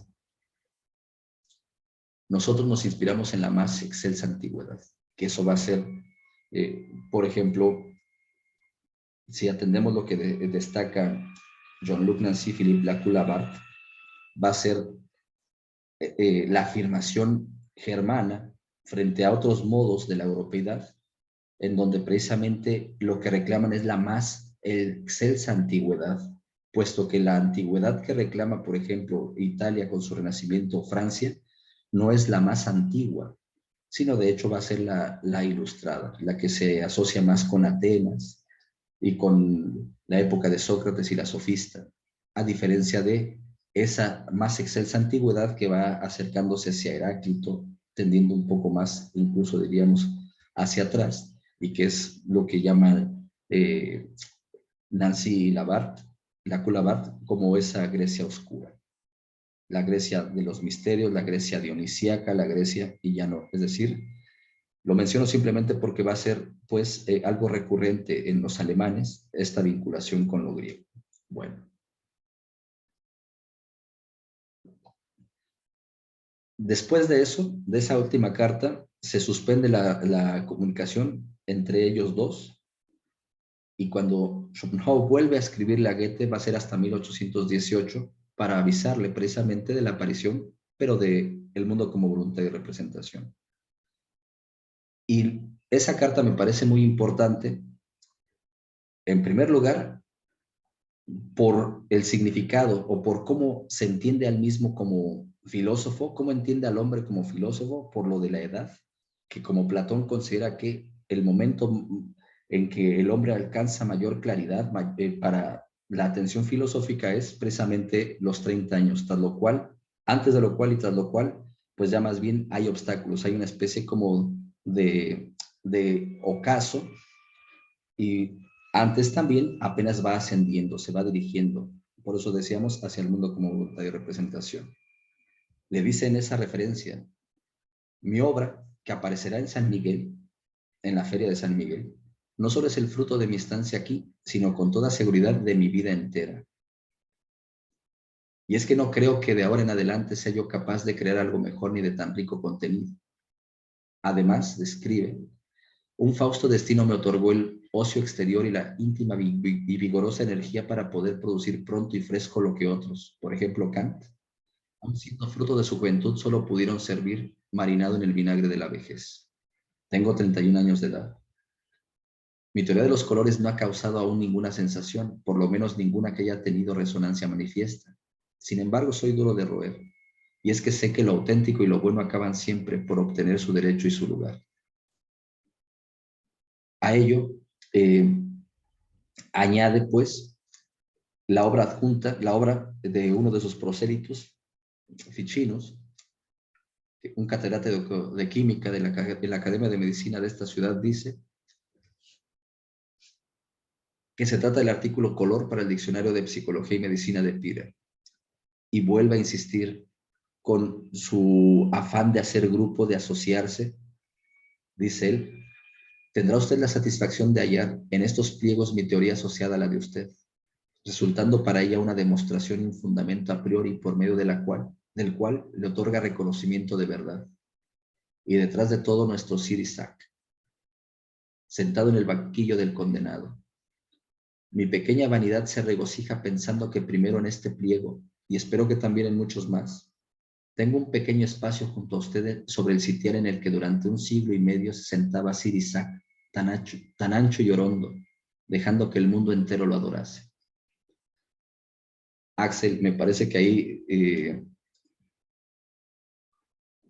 podríamos ver que más que ponerse frente a los ingleses es dejar a un lado a Isaac Newton, reconocido, por ejemplo, por su admirado Kant, como el hombre más inteligente de entre los hombres, como el ejemplo de la inteligencia, es decir, así como nosotros solemos en la cultura popular representar la inteligencia más elevada con Albert Einstein, en aquella época sería lo análogo a hacerlo con Isaac Newton. Kant lo lleva a cabo insistentemente, por ejemplo, de manera destacable en su Historia General de la Naturaleza y Teoría del Cielo. Bueno, y ya a eso le responde Goethe, que con gusto será cargo de dicha obra. Bueno, ahora sí, a propósito de sobre la visión y los colores. El contenido de su tratado, dice, es una nueva teoría del color que ya desde su punto de partida se aleja completamente de todas las que hubo hasta ahora. Su propósito es completar, dice, la obra de Goethe, formular en abstracto el principio supremo en el que se basan todos los datos allí dados y, por tanto, proveer la teoría del color en el sentido más estricto de la palabra. Algo que me parece importante destacar es esto que el verbo que utiliza, completar. Lo que eventualmente vemos que él utiliza como verbo para referirse a sus propias obras en relación con el mundo como voluntad de representación es complementar, no completar. Lo de Goethe es algo incompleto. Su mundo como voluntad de representación está completo. Lo único que se le puede hacer a lo completo es complementar, ya no completarlo. El caso de Goethe es otro. También la originalidad consiste en que el color en esta obra es considerado como un fenómeno fisiológico, mientras que la consideración de los colores físicos y químicos estará, dice él, bajo el punto de vista teórico, siempre en una relación independiente y subordinada, aunque sea rica en hechos. Goethe, por el contrario, tiene como tema central los colores físicos y considera los colores fisiológicos solo como un añadido del fenómeno existente, y no intenta ni siquiera relacionarlos con los físicos. Los méritos que Schopenhauer le reconoce a Goethe en este ámbito científico son haberle abierto el camino por haber quebrado la antigua ilusión de la herejía newtoniana y, en consecuencia, haber restablecido la libertad de pensamiento sobre este tema. Y porque en su en su excelente obra se mantiene completamente dentro de lo que su título promete, datos para una doctrina de los colores. Datos importantes, completos y significativos, ricos materiales para una futura teoría del color, pero que Goethe no ha suministrado la teoría. De ahí que no formule ninguna explicación verdadera de la esencia del color, como incluso él mismo observa y reconoce, dice Schopenhauer, sino que realmente solo lo postula y lo enseña como fenómeno, cómo se produce, no que sea. Pero, señala, todos los hechos particulares de un ámbito determinado de la esfera de la experiencia, incluso si también están completamente reunidos, no constituyen una ciencia sino hasta que el conocimiento de su esencia íntima les ha reunido en un concepto común que abarca y contiene todo lo que solo en ellos se puede encontrar, al que además están subordinados a su vez otros conceptos, por cuya mediación se puede llegar enseguida al conocimiento y definición de cada hecho individual. La ciencia así completada es comparable con un estado bien organizado, cuyo gobernante puede componer a cada momento el conjunto en movimiento de todas las partes grandes y también de las más pequeñas. De ahí que una cosa sea que se esté en la posesión de la ciencia, de la teoría verdadera, y otra contraria sea que se haya adquirido un conocimiento empírico y desordenado, aunque muy extendido, así como un pueblo políticamente organizado en un imperio comparado con uno salvaje.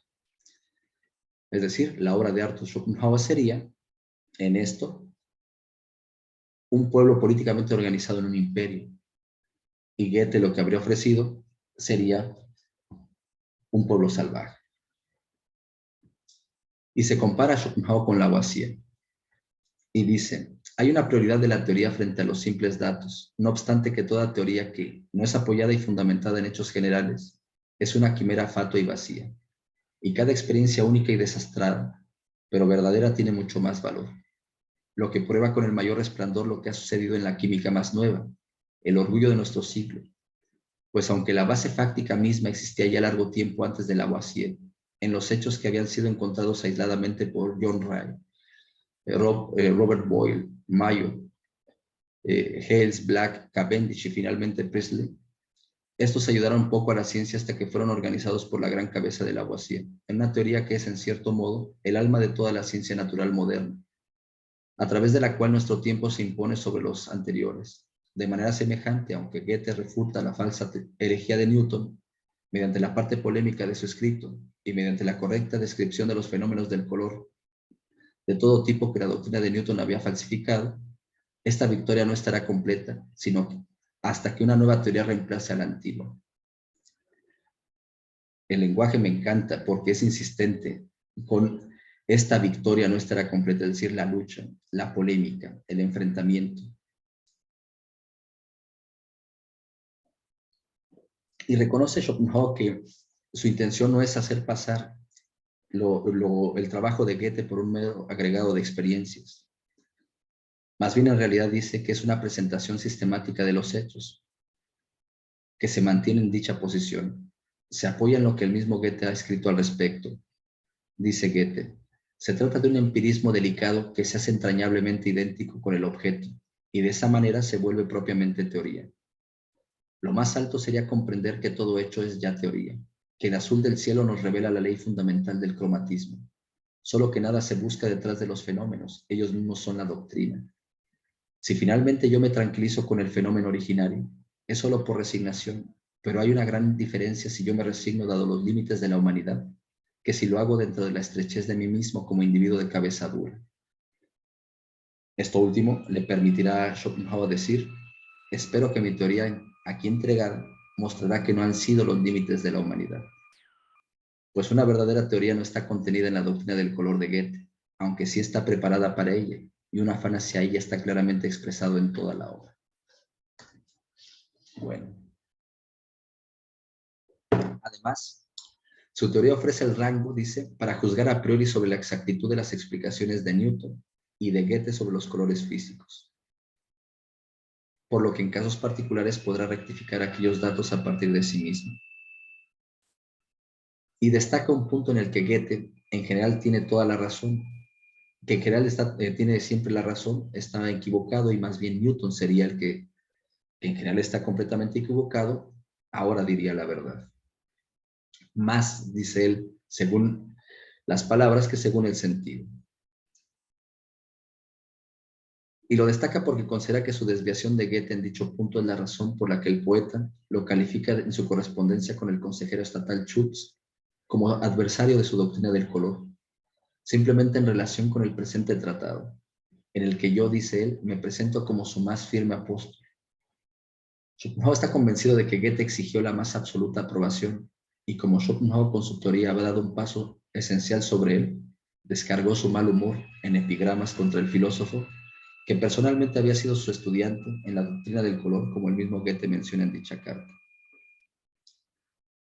Ahora bien, aunque la teoría que aquí apuesta Schopenhauer tiene como materia propia los colores, considera necesario que antes se aclaren algunas cosas relativas a la visión en general, pues escribe, el aspecto de este problema cuya discusión aquí se requiere para mi propósito no es acaso el óptico fisiológico, sino más bien aquel que hacia su esencia se dirige en la teoría del conocimiento, y por tanto que impacta completamente con la filosofía en general. La teoría de la intuición empírica externa de los objetos en el espacio, esto es, cómo dicha intuición se produce durante el estímulo de la sensación en los órganos sensoriales mediante el entendimiento, y además las formas del intelecto añadidas a él.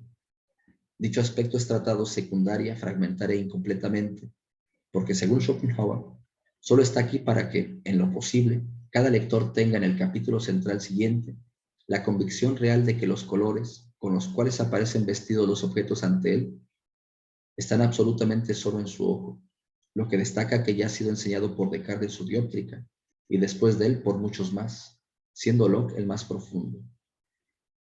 Bueno.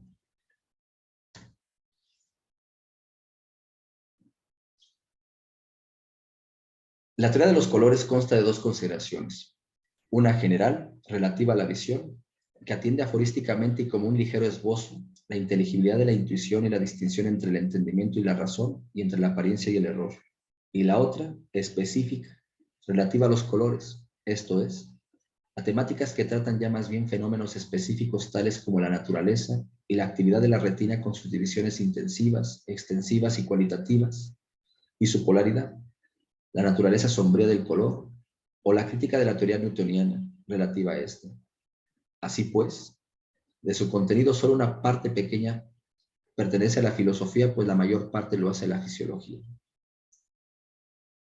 Es destacable que en el prólogo a la segunda edición de esta obra, en 1854, escriba: esta pequeña obra de mi juventud permanece en esencia completamente la misma, porque su materia y contenido siguen siendo tan ciertos hoy como en aquel entonces.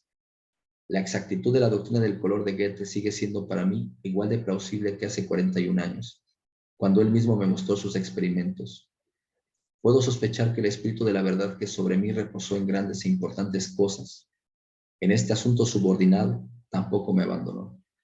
Esto se debe a que él es afín al espíritu de la honestidad y elige a las cabezas honradas, por lo que desde luego no es muy grande la selección, sobre todo porque reclama una entrega que no toma en cuenta ni las demandas, ni las convicciones, ni las inclinaciones del público o la época, cualesquiera que éstas sean, sino que da el honor solo a aquel que está dispuesto a enseñar la doctrina del color de Goethe entre newtonianos, así como la moral ascética entre protestantes modernos, judíos y optimistas.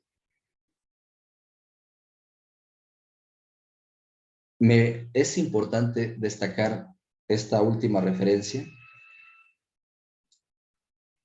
además de por la convicción en la cual se muestra Schopenhauer respecto a su propia teoría,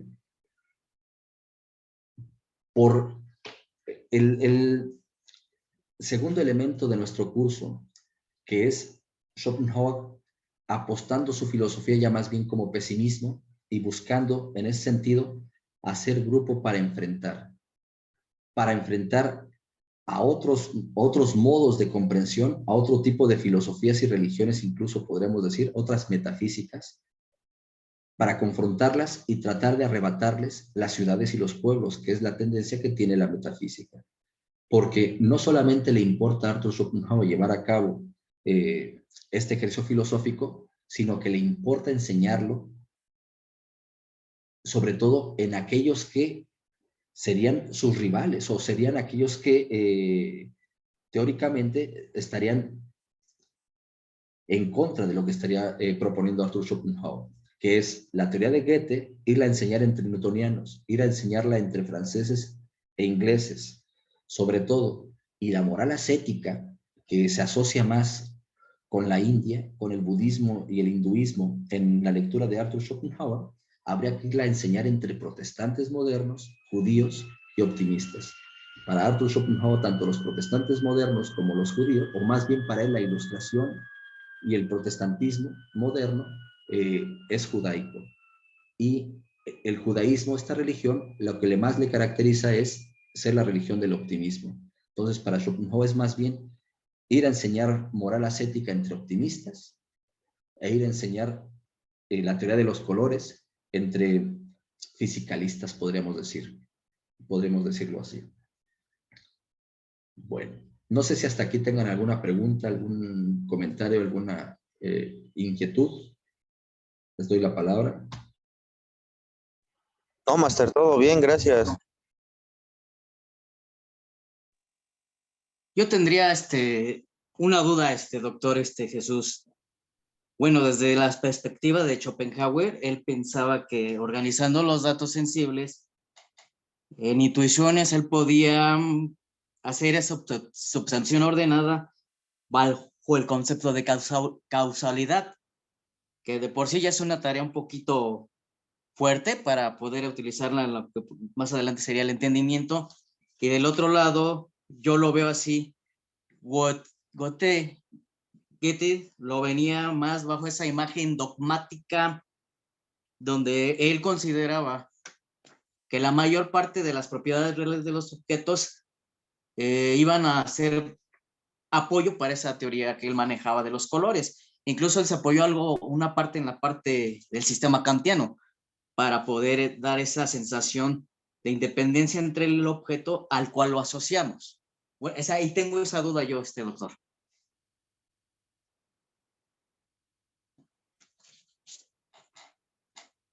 Sí, estoy, respecto a esa duda, yo lo que podría decir es que estoy de acuerdo en lo que estás indicando, porque como veníamos viendo, es Arthur Schopenhauer el que señala hacia esto. Sobre todo, es decir, a la diferencia que habría en la interpretación del fenómeno en cuestión, las propiedades que involucraría, los distintos conceptos que tendrían que ser tomados en cuenta, porque como él va a insistir, tiene que ver sobre todo con la elección de la metafísica al respecto. En este caso, estamos hablando de la ciencia, la metafísica que elegiría la ciencia es una metafísica noceológica, una teoría del conocimiento. Entonces serían problemas con las teorías del conocimiento que tendrían, por ejemplo, entre los newtonianos, que tienden a pensar más de manera realista. Así, por ejemplo, para los newtonianos o para la filosofía inglesa en general, más bien, sí, newtoniano tendría que decir, para la filosofía, para Newton, el universo se compone de estructuras espaciotemporales reales, no ideales, como sería el caso de Kant, donde, por supuesto, al considerarlo de esta manera, dice Kant, el tiempo ya no estamos más en el tiempo, sino el tiempo está en nuestra cabeza. A partir de Kant, el tiempo está en nuestra cabeza, no más nosotros estamos en el tiempo.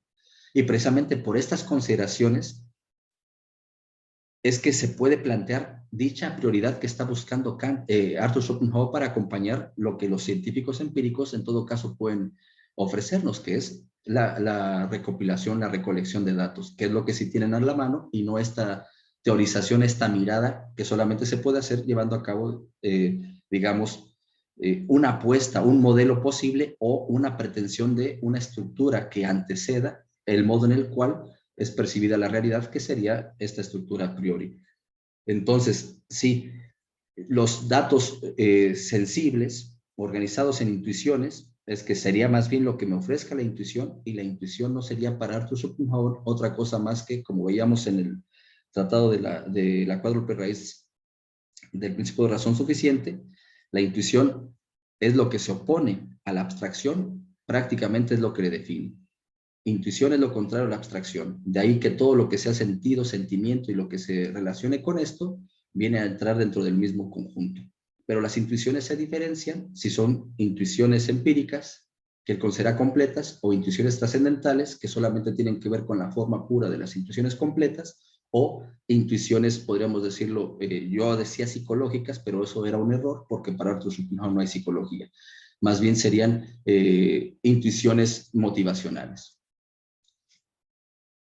Sí, todo ello, todo el plano de lo intuitivo, por tanto, no es más que la expresión del entendimiento. Ya no sería el entendimiento un momento posterior al que llegaríamos después de la sensibilidad como para Kant, sino que para Arthur Schopenhauer vienen a ser identificados entendimiento y sensibilidad.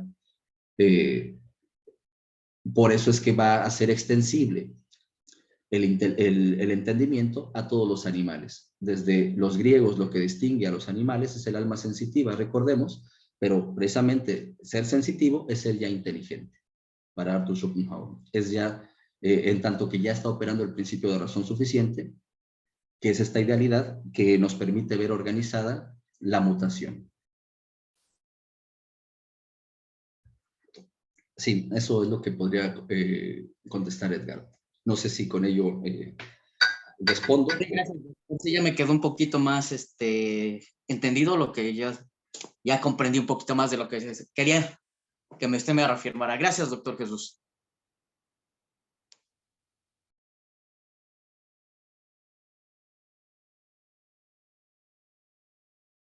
Axel, por favor. Sí, de nuevo. Es que estoy intentando formularme. Respecto a esto del entendimiento, también estará en los animales. Es lo que hace que señalemos la diferencia con ellos en el sentido de este cuarto objeto, ¿no? Que sería vernos a nosotros mismos como objeto, ¿no? Es que no sabría cómo cómo hacer esa declaración de la mejor manera, ¿no? Pero esto de, al observarnos a nosotros mismos como observadores, es la diferencia que tenemos con los animales, por lo que entiendo. Y debido a ello, bueno, siguiendo ello, em, entendería que hay también una cierta liga con el budismo, ¿no? En el sentido de cómo la sensación o el mundo está constantemente dependiendo del sujeto y de su manera de percibirlo. Claro, tomando en cuenta estas estructuras a priorísticas del conocimiento, como lo serían el tiempo o el espacio, pero ya desafiando cierta inherencia que califique los actos o las acciones en el mundo. Mm, No sé si me doy a entender. Es que, bueno, ya nada más para concretar la idea, que creo que quedó muy esparcida, pero entendería que por eso es importante la diferencia que está haciendo con los, no tanto con los ingleses, sino con los newtonianos, ¿no? Mm, en el sentido de que si el mundo, más bien, si la diferencia con los animales recae a partir de esta visión que se tiene del mismo hombre como sujeto de conocimiento, ajá, eh, entonces, entonces no se puede dar una realidad por sentada, sino que más bien estamos explorando a los sujetos constantemente para hablar del mundo, ¿no? Estamos explorando constantemente a los sujetos de conocimiento para así hablar del mundo. Y esta distinción con los empiristas sería pues una importante defensa de la filosofía de Schopenhauer, ¿no? A ver, no sé si me di a entender. Gracias, Axel. Ahora tú nos dices si logré entender lo que nos querías comunicar. El problema, pues, es eh, qué significa esta identificación o esta comunidad que señala Arthur Schopenhauer entre los hombres y los animales, sobre todo en una tradición o en un contexto filosófico, religioso, en general social, en donde los animales están señalados. Incluso ha habido algún concilio donde se ha declarado anatema aquel que quiera defender una posición sobre el alma en los animales, etc.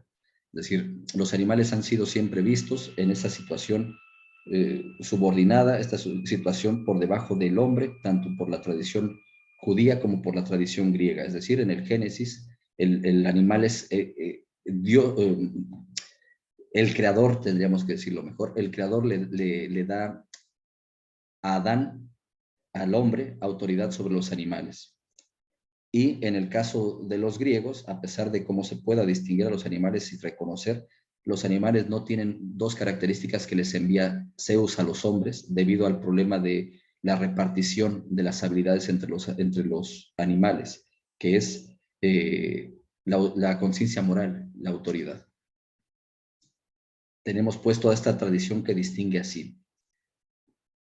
E incluso la definición misma del hombre como animal racional, desde Aristóteles, el animal que tiene lenguaje, o más bien que tiene su mundo en lo hablado, el animal racional, hace que sí, sea un animal, pero que su distinción sea precisamente ser racional. Y lo que hemos visto, de hecho, recuperando lo del principio de razón suficiente, es el significado de dicho término. ¿Qué significa racional? ¿Qué es eso de la razón? Porque se confunde en los trabajos de los filósofos habitualmente. Nosotros conocemos en la tradición latina que para nosotros es más o menos intercambiable decir dame una razón que dar la causa, que dar, y por la razón también entender la facultad de hacer conceptos, diría Arthur Schopenhauer. Pero él distingue entre ellas, entre Ursage, entre Grund y entre Vernunft, como comentábamos. Entonces, no está allí, no es en función de lo que distingue es la facultad, pero distingue la facultad de tomar y hacer conceptos. Esto va a ser importante para lo que mencionaste del cuarto objeto. Es la facultad para hacer conceptos. El mundo como voluntad de representación comienza diciendo, el mundo es mi representación. esta es la verdad válida para todo ser que vive y conoce. Todo ser que vive y conoce, es decir, todo ser que conoce, y eso es lo que distingue, lo que define la animalidad, conocer. La cognoscibilidad es la animalidad para Arthur Schopenhauer. Todo ser que vive y conoce, aunque solo el hombre advierte, acota, aunque solo el hombre llega a ella en la conciencia abstracta. Es decir, lo que hace el hombre es generar conceptos y explicarse esto. Pero eso no quiere decir que el animal no viva todo ello también, que conozca todo eso, aunque no haga abstracciones de ello. Comentabas que respecto al cuarto objeto, que era el de la motivación, pues sí, nosotros nos podemos ver como objeto, en tanto que en todo caso se encuentra en este objeto como sentido interno, se manifiesta el placer y el dolor, como coordenadas, digamos, de su experiencia interna. Nos podemos ver como objeto. Y tú señalabas que lo que nos distinguiría en todo caso de los animales es que nos podemos observar como observadores, pero precisamente eso es lo que va a criticar Arthur Schopenhauer, que sería la conciencia, la autoconciencia. No, la autoconciencia sí tiene que ver para Arthur Schopenhauer con esta conciencia interna, mientras que la conciencia en general es la conciencia externa. Es decir, la conciencia externa, o más bien la conciencia se compone de conciencia interna y conciencia externa. La conciencia externa es conciencia de objetos, la conciencia interna es conciencia de mí como el único objeto. Entonces, ¿qué pasa con los animales? Dice Arthur Schopenhauer, me gustaría ver a un cartesiano metido en la jaula de un león para que reconozca, para que se dé cuenta con qué facilidad distingue el león entre un yo y un no yo. Entonces, ahí yo acotaría esa parte de que no nos distinguiría el observarnos como observadores, sino solamente nos distingue el hacer conceptos y con los conceptos podernos desprender del momento presente. Al desprendernos del momento presente, poder mirar como todo el pasado y como todo el futuro y como todo el tiempo y como todas las posibilidades, y en ese sentido poder mirar filosóficamente. Luego mencionabas que había una liga con el budismo, en tanto que el mundo que se nos presenta, decías tú, es dependiente del sujeto y su manera de concebir. Y creo que ahí es donde yo volvería, me detendría, porque esto podría más bien hacernos pensar que lo que está presentándonos Arthur Schopenhauer es un subjetivismo. Si el mundo depende del sujeto y su manera de concebir, entonces lo que tenemos es que la fuente creadora, que la sustancia, lo que de suyo es ahí, así, no es otra cosa más que el sujeto. Y entonces Arthur Schopenhauer estaría más bien en la vía del subjetivismo. Pero no. Por el contrario, el subjetivismo le parece a él tan peligroso filosóficamente por las confusiones a las que conlleva como el objetivismo, que se suele asociar más como empirismo, etc. Entonces sería ni subjetivismo ni objetivismo. ¿Qué es lo que distingue la apuesta de Arthur Schopenhauer? Que el mundo es mi representación, no que el mundo es mi sujeto, ni que el mundo es mi objeto. El mundo es mi representación. Die Welt ist meine Vorstellung. ¿Y qué es eso de la representación? La Vorstellung. ¿Qué es la representación? Es donde radica la importancia. Eso es lo que se señala. El mundo se señala identificado en la representación y lo que se busca es el significado de la representación, o más bien, primero entender la representación. Y entender la representación nos lleva a nosotros a darnos cuenta que somos capaces de hacer una abstracción para dividir lo que en sí es una unidad, o más bien una unicidad, que es este mundo, y que es esta representación. Por medio de la abstracción, lo que distinguimos en las representaciones, lo conocido de lo que conoce. Es decir, la representación es conocimiento. El conocimiento nos permite a nosotros hacer, más bien, por el conocimiento, nosotros hacemos la abstracción de decir, si hay conocimiento, hay lo que conoce y lo que se conoce. Que ese es el ejercicio, por ejemplo, que vemos que hace René Descartes en las reglas para la dirección del espíritu, con lo que se dice que comienza la distinción sujeto-objeto que acompaña toda la modernidad. Entonces, lo que quiere decir esto es que sujeto y objeto no son cosas, no son objetos, no son nada señalable, son aspectos de la representación. Por eso es que podríamos decir que lo que se puede hablar es lo subjetivo de la representación y lo objetivo de la representación, que siempre está en una codependencia, podríamos decir, o codeterminación. Donde señalamos objeto hay sujeto y donde señalamos sujeto hay objeto. Si señalamos una clase peculiar de objetos, se puede señalar a su vez una especificación peculiar del sujeto. Por ejemplo, si nosotros hablamos de los objetos causales, podemos señalar subjetivamente el entendimiento.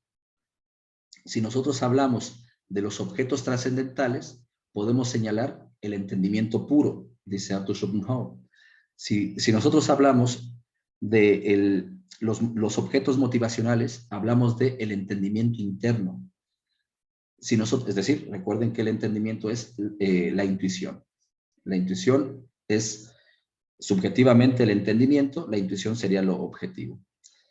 Y si vamos a hablar de los objetos abstractos, que serían los conceptos, ahí ya no es entendimiento, sino es lo subjetivo, sería la razón, entendida como Vernunft, es decir, como capacidad de recoger de las representaciones, es decir, capacidad de abstraer de lo dado en el sentido.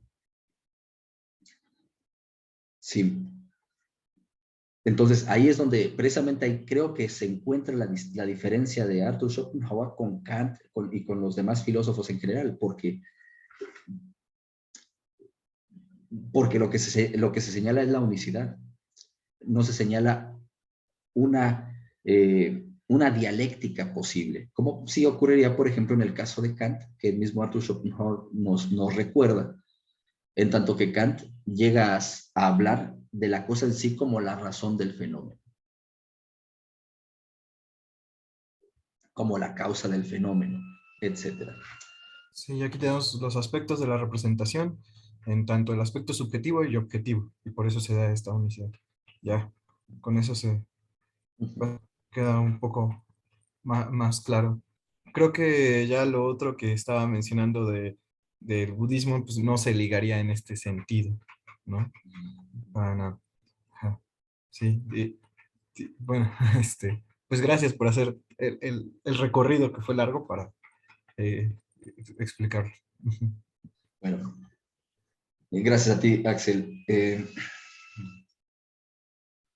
Sí, no se les, no, pues respecto del budismo, yo como se dice que dijo Siddhartha, pues, o más, sí, no les recomendaría otra cosa más que ver la Baba Chakra, la rueda de la existencia cíclica, esta alegoría, para más o menos orientarnos en el significado de la comprensión budista. Y algo que me parece importante, que la sesión anterior quería comentar, porque hacia el final habíamos llegado también hacia estos mismos puntos del budismo, era que suele aparecer sobre una nube Buda señalando hacia la luna, que hay una luna llena, por decirlo así. Pero se encuentra fuera de la rueda de la existencia cíclica. Y eso me parece importante porque lo que comentábamos es que podríamos decir que Schopenhauer fue Buda, o que aconteció la budeidad en Schopenhauer en esta comunicación, e incluso esta genialidad de ser capaz de comunicarnos esta experiencia búdica, que sería el mundo como voluntad y representación. Sin embargo, el que un cuerpo se ilumine, el que algo se ilumine no quiere decir que sea luz, sino se ilumina, pero también puede volverse a oscurecer porque no es fuente de luz, que esa es la metáfora budista que me parece destacable. El Buda señala a la luna porque la luna es un cuerpo que no tiene luz propia, sino que es un cuerpo que refleja luz. Y eso es lo que acontecería. Así como refleja la luz en el momento en que se encuentra iluminado, es el momento de la iluminación de la luna, esta luna llena, también la luna va a empezar a decrecer, también se vuelve a oscurecer. Y eso es lo que puede pasarle a cualquier Buda. Cualquier Buda puede no estar ya en budeidad. Aunque todas las cosas son Buda, como dice Dogen, no todos están en la atención de la budeidad. La atención de la budeidad se da a veces, como comentábamos, en ese sentido, en esa vez del mundo comunitario y representaciones que habría acontecido dicha budeidad, y después ya no es tan claro Atus Rupunhao, sino que ya viene a ver este tipo de sombras de la interpretación externa de su obra en comparación con otro tipo de obras que son las que él considera optimistas, y estar, por tanto, más bien llevando a cabo un enfrentamiento según lo que considera que son los errores de este otro tipo de ejercicio. Ya son obstáculos. La sistematicidad con la que él pretende acompañar las explicaciones que van a complementar, no completar, ya pueden llegar también a ser obstáculos, que es lo que comentábamos. Pero bueno, hemos llegado también ya hacia el final de la sesión. Hoy empezamos un poco más tarde, lo siento por las dificultades que tuve con la computadora, pero voy a procurar resolver esto para que sea más puntual con nuestro ejercicio. Entonces, no alcancé a terminar con la exposición de esta obra sobre la visión de los colores, pero pues la próxima sesión, en la primera media hora, me ocuparé de ella para ya dar paso, ahora sí, a la siguiente temática que ya sería una de las principales de nuestro ejercicio, que es comprender el único pensamiento. Esta primera parte, que se encuentra concentrada en el mundo como voluntad de representación. Les puedo compartir un enlace que Salvador me indicó para que escriban sus nombres, para que pasen la asistencia y sea más sencillo poderla organizar, poder tener el registro. Sí, ahí está. Entonces, por ahora dejo la exposición hasta aquí. Les agradezco su presencia, su participación, y nos encontramos la próxima semana para continuar acompañándonos en nuestro ejercicio. Muchísimas gracias, Jesús. Nos vemos. Gracias. Muchísimas gracias, Hasta pronto a profesor. todos. Gracias. Buenas Hasta luego, gracias. tardes. Gracias.